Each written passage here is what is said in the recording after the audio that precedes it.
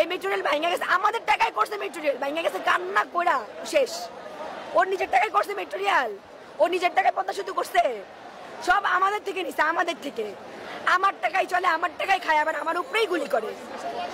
ভাই আমার কথা হইতেছে যে তুই দেখতেছিস তোর কেউ চায় না, তুই তো 1-2 বছর ছিলি না, টানা 15-16 বছর ধরে তুই ইতে আসোস, তোর আসনে বসে আসোস।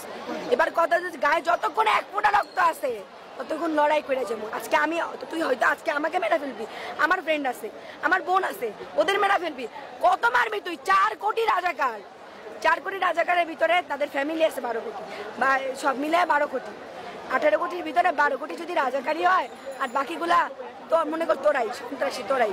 এখন তো 12 কোটি বের করে দিতে গেলে বা মারতে গেলে দেশ কোথায়?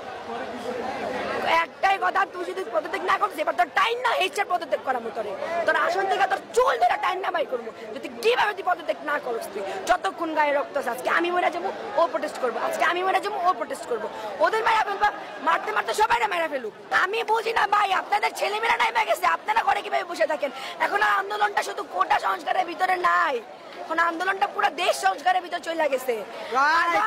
এখন এই দেশ সংস্কারের ভিতরে আমাদেরকে স্টুডেন্টের শুধু দায়িত্ব, আপনাদের কোনো দায়িত্ব নাই।